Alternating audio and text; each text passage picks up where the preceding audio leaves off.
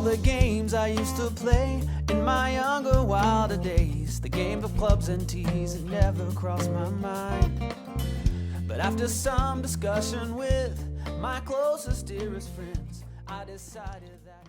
Welcome into the Turn Fantasy Golf Podcast. My name is Andrew Poor, go by AndrewPutters, with my trusty pal JoeNicely, at JoeNicely, lead editor of Rotoballer, the golf department up there, PGA Premium Package. Joe, what's Rotoballer got going on for us for the rest of 2021? Yeah, man, we hope folks will go over and check out rotoballer.com. Got a great PGA Premium Package over there. You get my Core 4 every week. Josh Bennett does a great course breakdown every week. Spencer Aguilar's Vegas reports over there. He's been knocking out winners consistently throughout the year. And plus you get the DFS research station, course history, strokes gain stats, lineup builder, optimizer, anything you need. We'll help you go check it out. Rotoballer.com. You can use promo code NICE, N-I-C-E, and get a discount off our already half off price.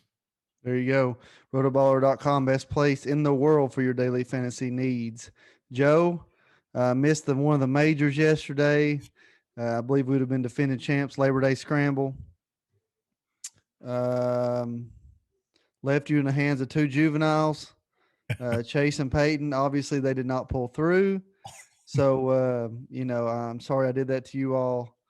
I'm not sure they could beat me if they scrambled their shots versus my low ball, but whatever. We missed you with their AP. In the kids' defense, in Peyton and Chase's defense, they played really well. They hit the ball great off the tee, and we just didn't help them at all, man. Didn't make any putts. Not great approach shots. We definitely minus in strokes gained putting and strokes gained approach yesterday. But yeah, man, you were definitely missed. But Chase and Peyton played great, and glad they got out there with us. Yeah. So speaking of, before we get into last week, next week, and this week's tournament, I want to talk a little bit about. You said something about strokes gained. I thought of something. Strokes gain is basically just against the field. It's a statistic based on the field strength.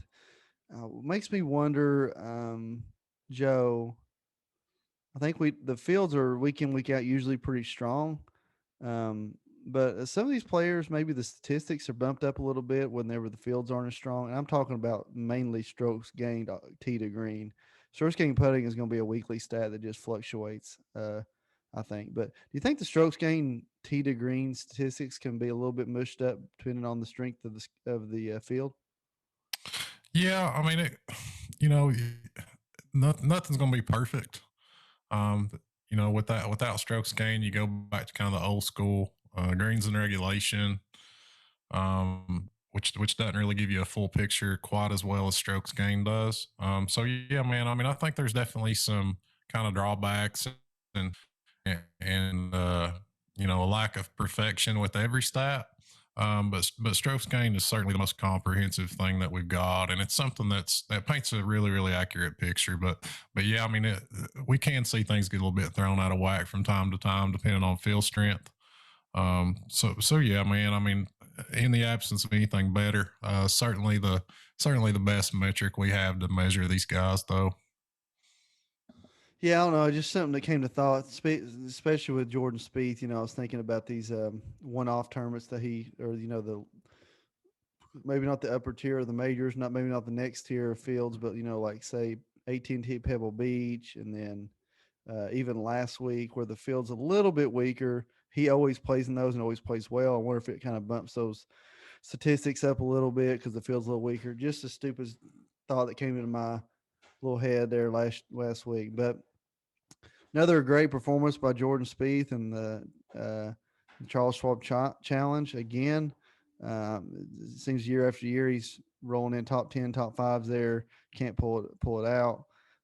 It's almost identical to last year, except we didn't have like the 10-hole stretch where he shot like 6 over this time. But hats off to Kokrak. And I tweeted out late Sunday afternoon, no way Kokrak doesn't play in the Ryder Cup this year, right? No way.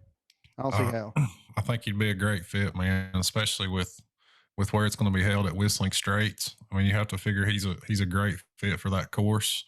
Not there hasn't played his way in yet as far as actually being a lock automatic qualifier, but he's certainly should be in serious consideration. So hopefully the captain Steve Stricker is kind of keeping an eye on things. I'm sure that he is. And Kokrak was kind of a late bloomer. Had never won until last year. He won at Shadow Creek, and now he's already notched his second PGA Tour victory. So certainly coming on, has worked on his game, has improved his short game and putting kind of being the key areas, and it's paying off in spades, man. Big win for him at Colonial. Unfortunately, I kind of let emotion get in the way last week. I'm a big fan of Jason Kokrak, been rostering him a lot over the last year and a half, and man, he just killed my lineups late Sunday at the PGA when he made that 8, and I kind of let that play a role, and probably not rostering him as much as I should have last week. But great win by him, great performance from Jordan Spieth. We knew he would be there. We talked about him on the show last week. Certainly one of the favorites going in, and played really, really well. Just didn't seem to have his best stuff Sunday. Kind of obvious from the start. Sunday afternoon that he just didn't have his A game with him there Sunday, which it happens from time to time. Don't think it's a choke job by any means. It was just a 2-horse race, and it was one of those days that Spieth showed up and didn't have his best stuff, but he hung in there tough, and Kokrak did as well, and a great tournament. Loved that golf course, and glad to see Kokrak get another win. Yeah, me too. I've come on the Kokrak chain as of late. Just started really at Augusta, and I really fell in love watching him play almost every hole at Augusta with their great interactive app that PGA Tour needs to look into that technology. So have we said enough about the Charles Schwab Challenge? Really a 2-man race starting late Friday. They never looked back after Sergio kind of got off the slow start Saturday on the front 9, and the course got noticeably more difficult every day. It's got to be a top 5 golf course, in my opinion, on the tour that they play year in, year out. Got to be a top 5 Colonial. Just my opinion. I know a lot of people like the TPCs, but in my opinion, Colonial's top 5. We need to do that one week. Top 5, maybe into the year we'll roll out some top 5 tournaments, top 5 courses. They'll probably interact pretty heavily, but yeah, Colonial's definitely top 5 track. Yeah, I really like Colonial. Just kind of Riviera comes to mind when you're talking about these kind of classic layouts. Colonial, Riviera. You and I both love Harbor Town. Kiowa Island, man, was amazing, which isn't a regular PGA Tour stop, unfortunately, but that golf course I was super impressed with. And man, we talk about great golf courses, Andrew. We can talk about the one we got coming up this week in Muirfield Village, kind of a modern masterpiece that Jack Nicklaus did up in Ohio. Yeah, the Memorial Tournament hosted by Jack Nicklaus, played at Muirfield Village. Designed in 1974. It is bent grass throughout, Kentucky bluegrass, rye, fescue, and the rough mixture. Now, it was redone in 2020 also by Jack Nicklaus. It was supposed to have been redone in the start of June. However, the Memorial, obviously the Workday Charity Open and the Memorial were pushed back to July. Therefore, it started at the end of July. They renovated the bunkers on 6 of the holes. They rebuilt and resodded all 18 greens, relocated several of them, made contour changes on most greens, rebuilt bunkers, revealed seeded tee, and relocated several tees, renovated seeded fairways. And yeah, I mean, they basically redid the golf course after played after that Sunday round, played one of the toughest rounds on tour last year. They decided to dig the golf course up and redo it. So they were, if you remember, they were digging the golf course up right behind the final group last year. they were finishing up on the back 9, and I think that we had bulldozers working on the front 9 while they were finishing up last year. So yeah, man, they wasted no time getting started, and by all accounts, a very extensive renovation. I think they also added a bunch of trees as well. and you mentioned the greens, and I'm really interested to see kind of the role that plays this week. I think a big advantage as far as course history is kind of knowing where to miss on golf courses. And you can attest to this, AP, being a very good player. I feel that course history comes into play on the greens by kind of knowing how they roll, knowing where you are, knowing what they're going to do. Maybe they're not going to do what your eye thinks they're going to do, but from experience, they're going to do something different. And with kind of the recontours of these greens and sodding them and everything, I think it kind of takes a bite out of these course history guys. So it's almost like everybody's starting on the same wavelength this week. Even though it's the same course, there's certainly going to be some differences from what we can tell. So I'd maybe bump course history down just a bit because of that, and kind of look for just a pure fit rather than guys that have great course history. Although that's always something you want to kind of keep in the back of your mind.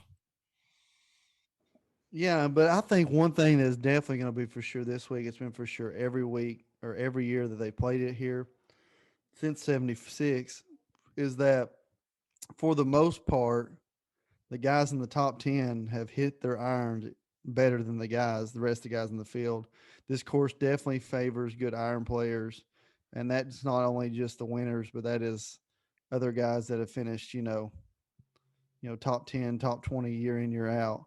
If you hit the irons well, you're going to play well. And that's probably why Tiger had so much success here.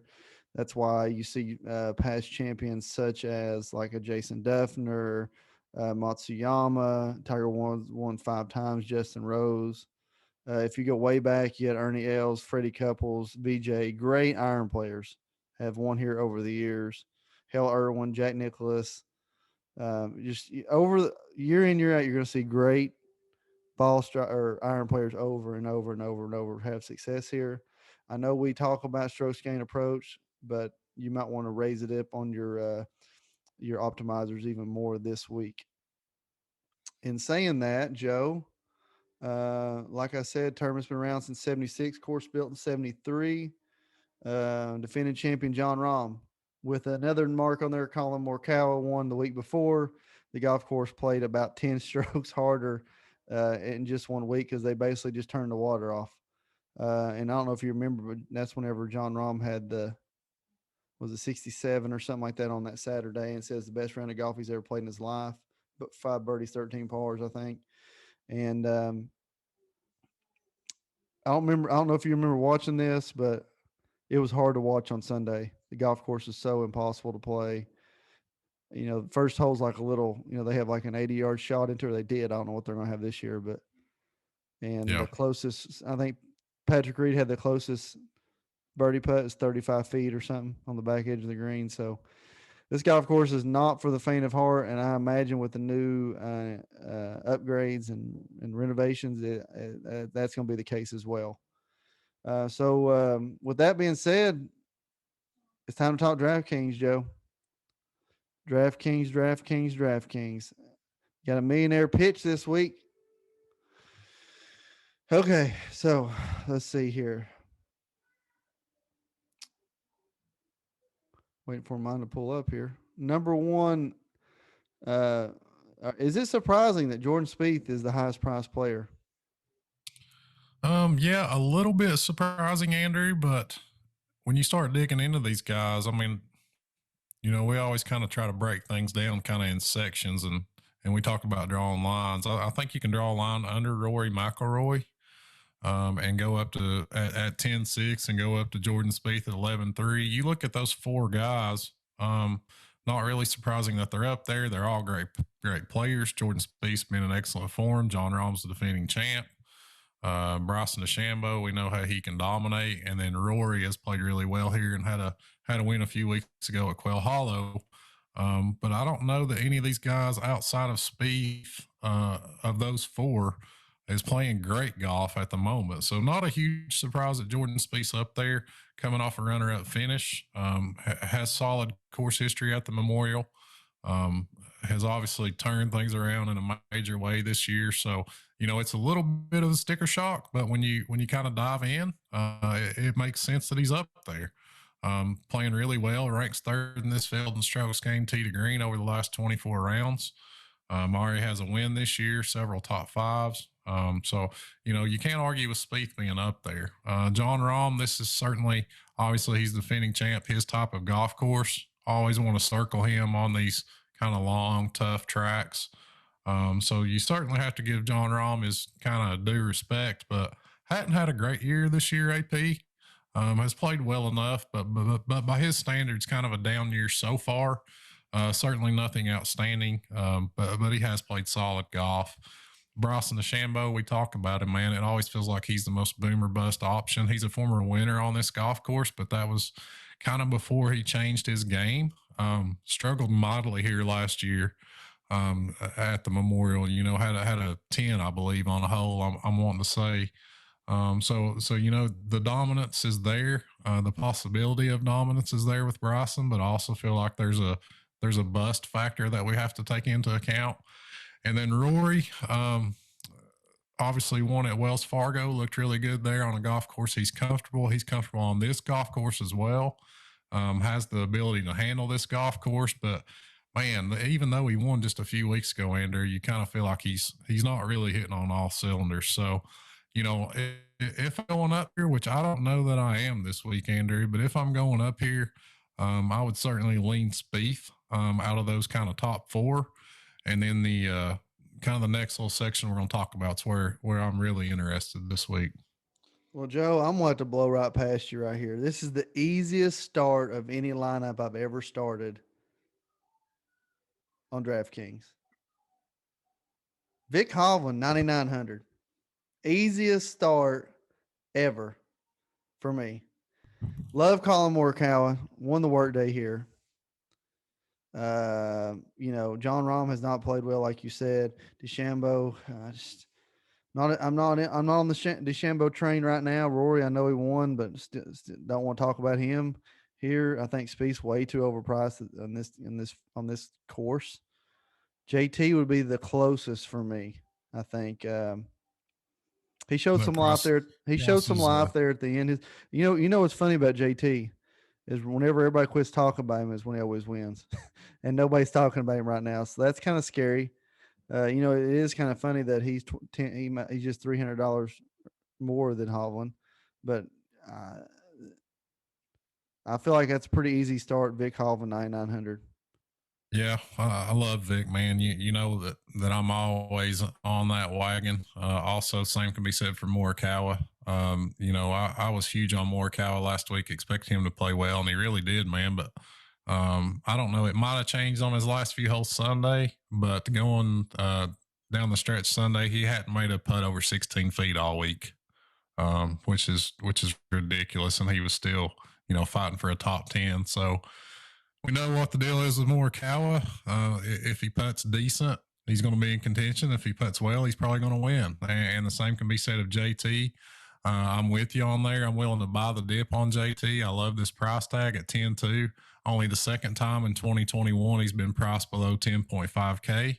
The other time he was 9,900 at the Players, and we know how that turned out.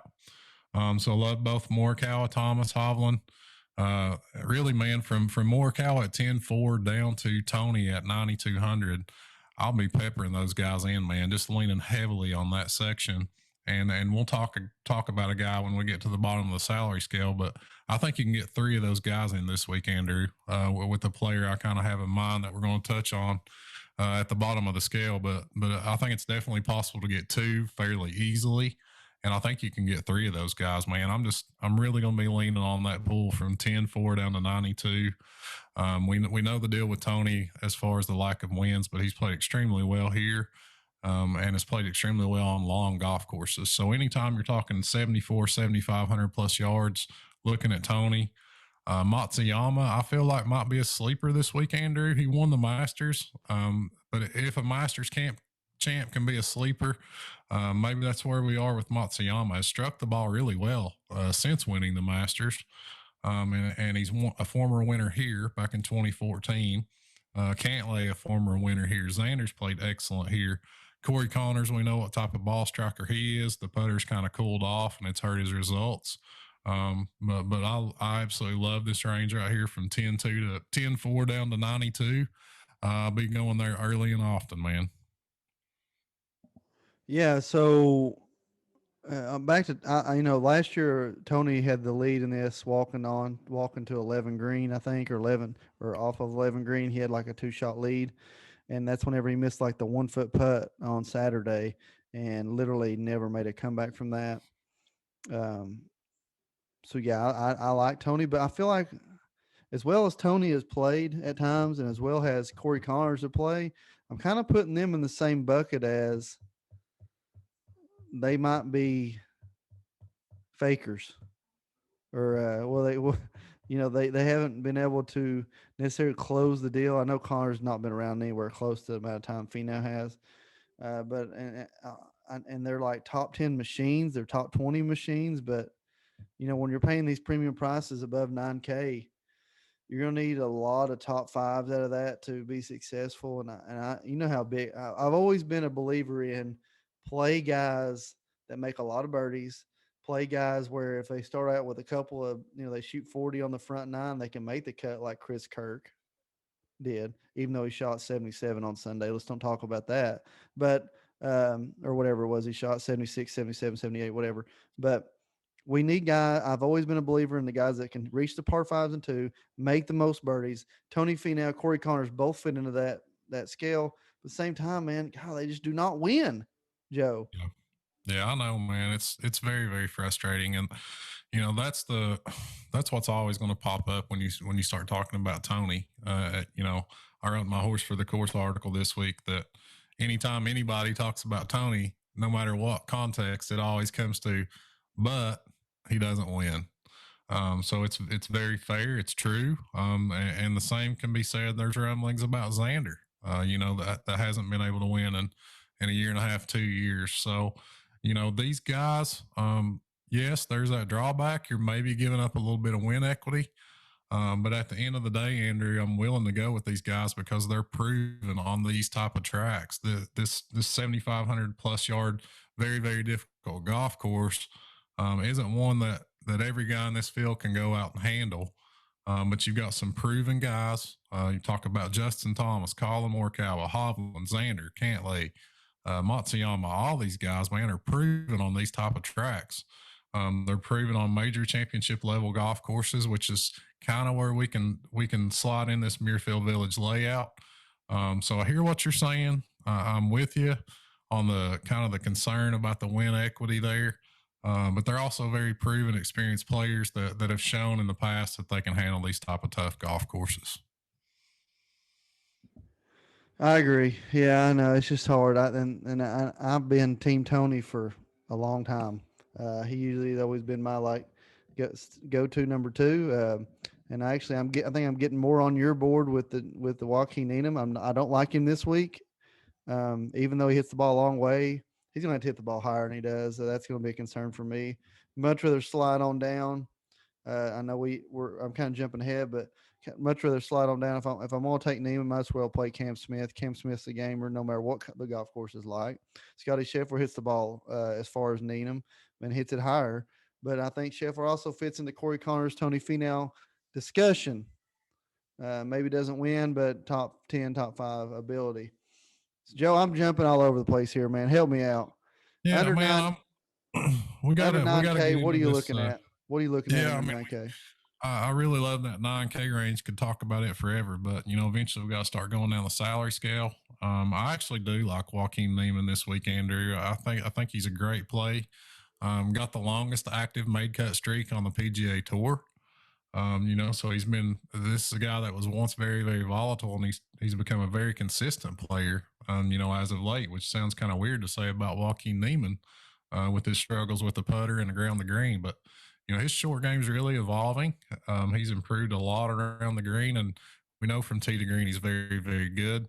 Has been very consistent this year. So, has a T6 on his memorial resume, I think back in 2018. So I'm willing to stick with Joaquin Neiman. I think he's a great play there at 8,800 if you're just looking for consistency with that also brings some upside to the table. Cam Smith, surprisingly, man, hasn't played well here. His last 4 Memorial starts, he's got 2 missed cuts, a T68 and a T65, which is kind of surprising. There's a little bit of room to operate, but if you miss these fairways, Andrew, it's pretty penal. The rough here's pretty thick.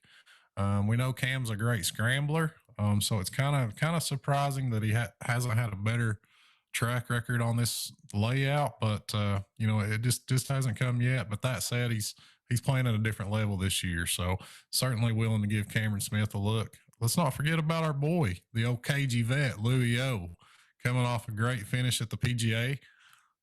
Look good in the lead up to that. And you just have to figure that this is the type of track, man, where kind of experience pays off. Louis knows how to handle these kind of long major championship lock layouts. So I'm willing to look at Louis there at 85, and another guy's been playing extremely good golf. I was really high on, come tee off last week, and that's Charlie Hoffman. At 8,300, his ball striking numbers are phenomenal. He's been on a very good run as of late. Has played really solid golf. Trying to pull up his approach numbers here. Yeah, man, his last 3 starts, 7.9 on approach last week at Colonial, 8.2 on approach at the PGA, 6.6 on approach at Valspar. And we can even go back to Valero, where he had a runner-up, gained 6 strokes on approach. So if we're looking at strokes gained approach this week, Charlie Hoffman should be kind of a guy that you highlight. He's second overall in strokes gained approach over the last 24 rounds in this field, third in strokes gained ball striking. So you're talking about a guy at 8,300, maybe not that huge elite name that we want to try to get in there. But I think, Charlie Hoffman's definitely played his way into consideration, even in a tournament like this at 8,300. Yeah, Charlie Hoffman has been, seeing him up there, last couple of trips, and I agree. I like his numbers. He seems to be coming around. I guess maybe the injury bug is gone. If I'm talking Charlie Hoffman, I'm also talking a guy that I don't really normally like to ever play, and that's Billy Horschel. Can never have a hard time putting a gator anywhere, but I think very similar style of golf. He's obviously a bulldogger, but I think I'll give the nod to Hoffman in that price range, but especially with recent form. I love Oosthuizen too. I'll tell you a player who's sticking out to me in this 8K range. Ricky Fowler had his best strokes gained approach. I heard on this radio. PGA, of course, tied 8th in the PGA. Had his best stroke gains approach since 2017. Think about that. That's 4 years, Joe. Not saying he's turning, he missed a cut 2 turns before that, but then tied 17th in the Valero. Ricky might be making a corner here. What do you think, Joe? Getting a pretty good discount, 8K. Can't hear you. Yeah, as you mentioned, man, Ricky might be turning the corner. Gained 4.5 strokes on approach at the PGA. His best outing, as you said, in a long, long time.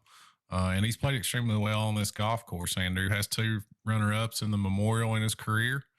An excellent bent grass putter. And this is the type of track where I want to target Ricky. Kind of like the PGA at Kiowa Island. He plays these golf courses that require shot making.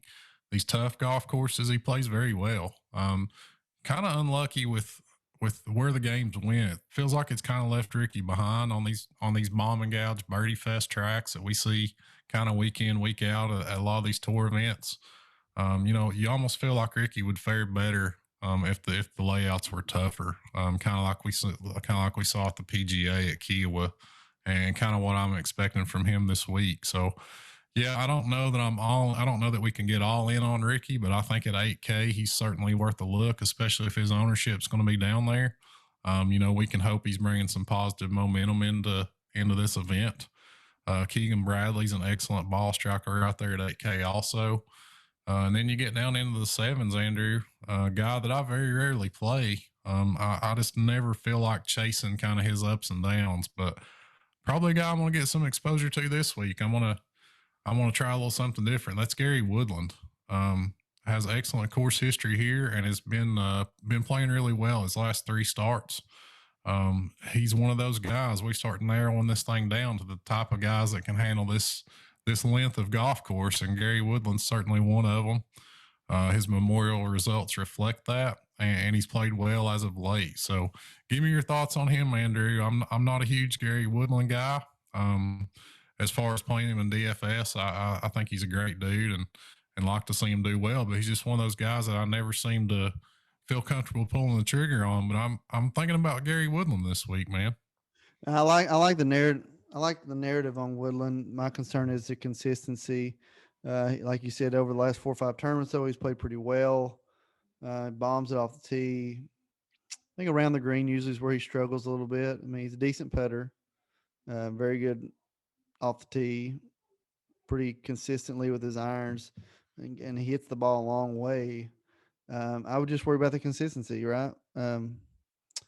But you know, if they're more of a GPP type play than a build your lineups around type of guy. Yeah, and be honest with you, if you're missing greens at Muirfield, you're not going to be in contention anyway. You need to be putting it birdie on these. So maybe that around the green stat really doesn't matter that much. So you know, I do love his price, but and I definitely love him over the next, you know, the Adam Scott, Bubba Watson, Mark Leishman combo there, and even down into Jason Day. I love him above all those. Next guy that probably hits on the meter, somebody else that has had just a phenomenal 8-10 months, and his ball striking has been unbelievable. And that's Stuart Sink, man. He played pretty well at the PGA, except for really like 4 holes there. He had like a 4-hole stretch there one day, and he blew up. But other than that, man, he's probably a top 10 iron player on tour right now. The resurgence in his game at his age, you know, with his son on the back. Love him at 7,500, Joe. And it's going to get really, really dicey at 73 to 7,000 because there's a lot of names that could have success and a lot of names that could miss the cut. I'll name a few. Siwoo Kim, who knows? Kazire, who knows? Chris Kirk, who knows? The guy that we love to hate, Lucas Glover. I could literally see him finish second this week if the course is playing really difficult, because he's a par machine, man. He is a par machine, and we hate playing him, but he is a parring machine. Dude was like 5 over after 2 holes Thursday and came in 8th place in this tournament. Yeah, first he was 2 under through 3 holes, and then he was like 5 over through 6 holes. Yeah, you're right. You're right. Yeah, classic Lucas Glover start last week. But I mean, he's got a U.S. Open championship under his belt. He plays great on long courses where par matters. He's so scary to put his name in the hat, though. You drop on down. Spencer Munoz played good, or Sebastian Munoz played good last week. Taylor Gooch played good last week. You know, and then there's a talent too. You got talent such as you know, Ortiz, Doug Gim, you know, Henley, who's not been playing great, but he's stroke skin approach is usually pretty good. So the 73 to 7,000 is a really interesting range, in my opinion. Don't necessarily love anybody, but don't hate anybody either. So get your perspective on that range. Yeah, man, it's a really tricky range. And I'm not real crazy about that range, Andrew. I'll probably be avoiding that 73 to 7 range just because, you know, there's several guys that I feel comfortable with there in the mid 7s. A couple guys you didn't touch on, Emiliano Griot at 7,700. We're looking for iron play. He's 3rd in this field in strokes gained approach over the last 24 rounds and has had some success at Muirfield Village. So I think we can certainly look at Emiliano Griot. I really like him there at 7,700. Cameron Tringali kind of been up and down, bounced back from a kind of a weird performance at the PGA with a pretty solid outing at Colonial last week. So I think you can go back to Tringali. Christian Bezadenhout, if scrambling's going to be important, that's something you touched on earlier, Andrew. I think we don't know. A lot's going to depend on how tough this golf course is playing. If it's going to play super tough, around the green will be important if all these guys are missing greens. Stuart Sink, you touched on, man, playing great. Fourth in this field in strokes gained approach. He's a vet. Max Homa's had a strong year. Kevin Streelman, man, excellent course history, coming in really good form. We know how well he played at the PGA. He followed it up with another pretty solid performance last week. And his course history here is very, very good. So I think you can definitely give Kevin Streelman a look. Matt Wallace has lost strokes on approach in his last two starts, which is kind of concerning. But I think if you step back, kind of take a wide view, look at it through a wide view lens, this is a good fit for him. He plays well on long golf courses. I believe he had a T4 here last year, and he had been playing some really good golf up until his last two starts. So I think Matt Wallace is a really interesting GPP play there before you get down into kind of that touchy range that you touched on, man. But with excuse me, with all that talent in the mid sevens, I'll probably be skipping that 73 to kind of the high six range, Andrew.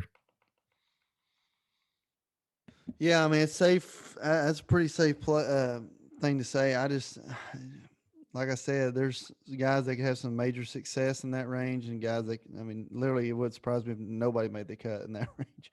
So I'm we need to burn through these 6,000s because I'm interested in knowing who you're taking a stab at the bottom, because you threw a little foreshadowing out there. A lot of talent in the sixes. Harry Higgs is a good ball striker. Luke List, great ball striker. Sepp Straka, Lanto Griffin, Doc Redman. These are all very good iron players. Doc Redman's got it in. He's got an ability to be like a superstar, and we're just waiting for the breakout here. I'm still struggling with some consistency names. The one name that, I don't like either one of them, but a couple of guys have great course history here who have played terrible over the last 3 years, and that's Holmes and Duffner. Couple of vets who have great course history here, but have not played great as of late. Two names I'll throw out down there that I do kind of like, and that is Russell Knox and Kyle Stanley at 6,100. Both of them are grinders, and they hit the ball very well. They do not putt great, but they are grinders, and they hit their irons very well, Joe. So I don't know if you're going to hit on either one of those, but that's just some names in the 6,000 I'm throwing out. I'm not in love with the upper sixes. I know Cam Champ's cheap. I know Rowinski's cheap. Martin Laird's cheap. There's a lot of names in there, but I'm just not falling in love with any of those. And Joel Damon broke my heart last week. So 6,000s, Joe, hit it. Ding, ding, ding, ding. You hit on him, Andrew. Kyle Stanley, baby. We're going all the way down to the bottom at 6,100. Kind of a really similar situation to Vincent Whaley last week, man. I think Vincent Whaley was, I believe, 6,200 last week. And, I just felt it was way too cheap for the type of golf he's been playing. Yes, there were risks involved, but, overall, if you're ever going to play a guy down there, Whaley last week was a perfect example of a guy you could take a stand on. And I feel that way about Kyle Stanley this week, man. Has a T6 and a T2 in this event at Muirfield Village. Has gained 21.8 strokes total in this event over his last three starts, and is coming in playing pretty dang well. Had a pretty good outing last week at Colonial. Logged a T8, gained 8.2 strokes on approach last week. Gained 5.5 strokes on approach at the Wells Fargo, had a T26 there, had a T39 at the Valspar.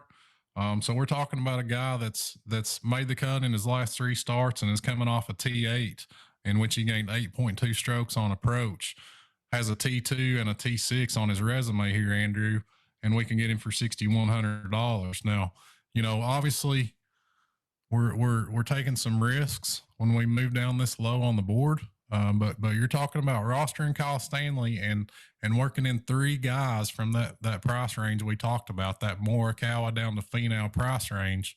You're talking about Kyle Stanley plus 3 of those guys with a little bit of salary flexibility left. So, I'll probably have more Kyle Stanley this week than I care to admit.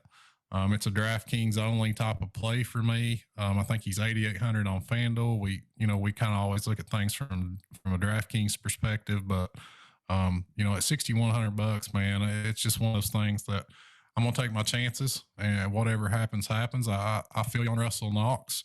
Ended up with quite a bit of him last week. He barely missed the cut, but has made his last 4 cuts at the Memorial in this event. So I can see Russell Knox there as well, but I'll be making a big stand on Kyle Stanley this week.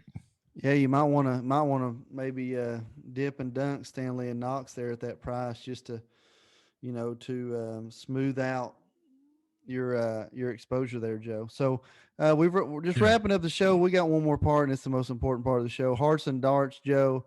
Where's your heart at? Where's the dart at? I feel like I already know where your dart is, to an extent. You kind of already dropped a hint, maybe, possibly. So let's go darts and hearts, Joe. Where you at? Yeah, man. I guess I was a little bit obvious about the dart. Kyle Stanley, 6,100 going there. I'll give a look to our boy Patrick Rogers there at 65. We talk about him a lot on this show. Hasn't played great lately, but this is the type of golf course where he can play well, where there's 4 par 5s, where off the tee play matters, and he's played well at Memorial traditionally. So I'll give Patrick Rogers a look, but Kyle Stanley's my dart. My heart, I'm gonna go. Man, I just love that range so much, Andrew. I got to pick a guy kind of from that sweet spot range. I'm gonna go Hideki. I think he'll go a little bit overlooked this week. I think a lot of people are looking at Cantlay. I've seen a lot of people talking about Xander. And while all those guys are really good plays, I look for Hideki to play well this week. So Kyle Stanley, my dart, and Mr. Matsuyama got my heart this week. Well, man? Where are you going? I think on the dart plays got to be Stuart Sink. Played solid now for 10 months, like I said. Wouldn't be a shocker if he finished top 10. So that's kind of my dart there. Stuart Sink, 7,500. And I've kind of talked myself out of Hovland. Love Hovland at 9,900, but after a closer look, if you can pay 300 more to get JT, nobody's talking about him. JT. Too cheap. Buy the dip on JT. He's too cheap. So Justin Thomas, Stuart Sink, you got Kyle Stanley, Matsuyama. Yeah, man, let's do this thing. That's Joe Nicely. I'm Andrew Poor. Go by Andrew Putters. Thank you, Rotoballer.com, for being the #1 place in the world for all your daily fantasy needs. When logging on, type in that promo code NICE to get a discount already off the half-off price. This is the Turn Fantasy Golf Podcast. Once again, Joe, I apologize for leaving you, Eddie, and Stacy with the juveniles for the scramble. That will not happen again under my watch. Let's go the Memorial Tournament, brought to you by Jack Nicklaus. Thank you, folks. This is the Turn Fantasy Golf Podcast. I decided that I'd give it one good try. But that was my first big mistake. I've already hit 3 in the lake. It's gone.